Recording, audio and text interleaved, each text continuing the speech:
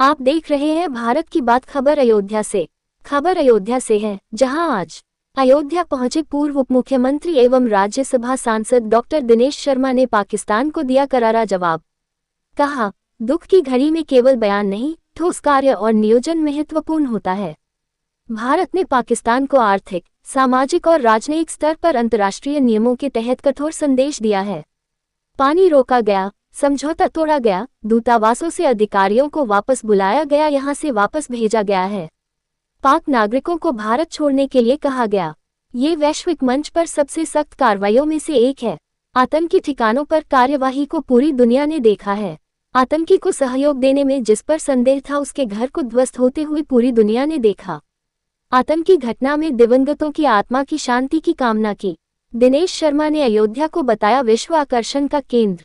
कहा, अयोध्या अब धार्मिक पर्यटन का आधुनिक केंद्र बन चुकी है। डबल इंजन सरकार के प्रयासों से अयोध्या एक नवीनतम नगरी के रूप में उभरी है, जो अब विश्व स्तर पर आकर्षण का केंद्र बन गई है। हजारों वर्षों तक इसकी यह छवि बनी रहेगी। शुक्ल मंदिर ट्रस्ट के तत्वाधान में महाराष्ट्र के सानिध्य में एक सिद्ध स्थान मंदिर का पुनर्जीर्णोद्धार का कार्यक्रम हुआ है और जो पुरानी जो मूर्तियां हैं उनके स्थान पर नई मूर्तियों की स्थापना का और मंदिर का नव निर्माण का कार्य पूरा हुआ है। और ये एक अयोध्या नगरी एक पावन नगरी है और कहते तो ये है कि काशी में मोक्ष मिलता है तो अयोध्या में राह मिलती है जीवन जीने की।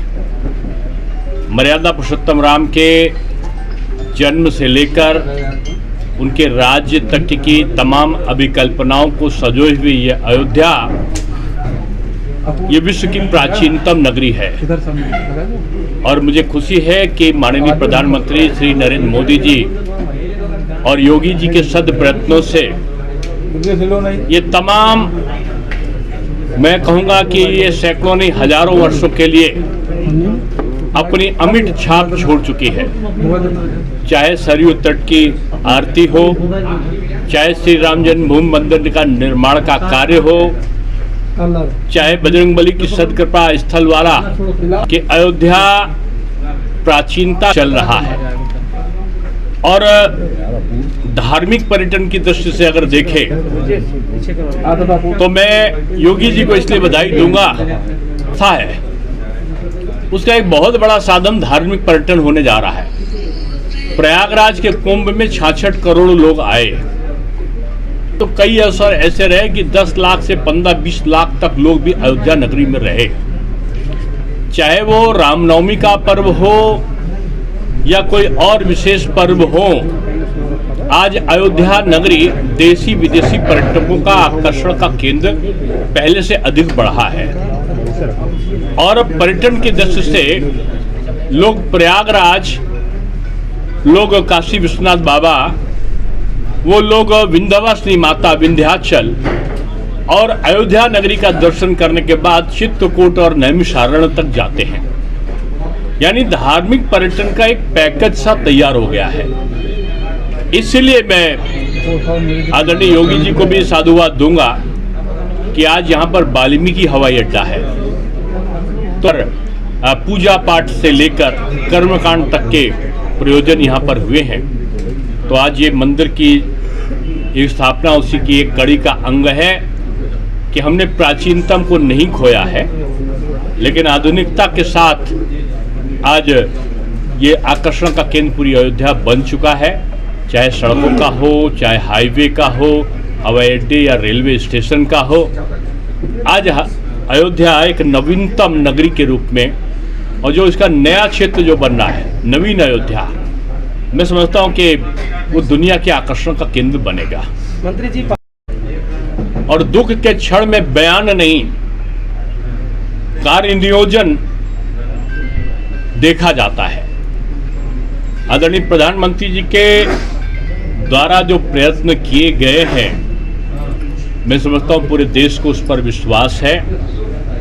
पाकिस्तान को सबक, चाहे वो आर्थिक रूप में, सामाजिक रूप में, राजनयिक रूप में, विदेशी नियमों के अंतर्गत अब पहले वाला तो समय नहीं है कि एकदम से ही तीर धनुष चल गए और महाभारत का युद्ध हो जाए।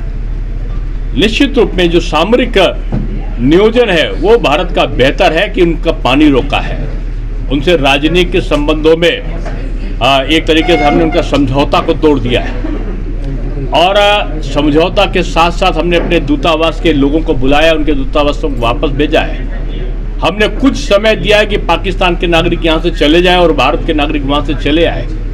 ये अंतर्राष्ट्रीय स्तर पर किसी भी देश के द्वारा अपने पड़ोसी देश के विरुद्ध उठाए गए कठोरतम कार्रवाई और कदमों में से एक शामिल है। तो मैं यही कहूँगा कि सदात्मा हैं जिनकी मृत्यु हुई, उनकी आत्मा को ईश्वर सद्गति दें। प्रभु राम से यही कहूँगा कि अपने चरणों में स्थान दें और उनके परिवार वालों को शक्ति दें।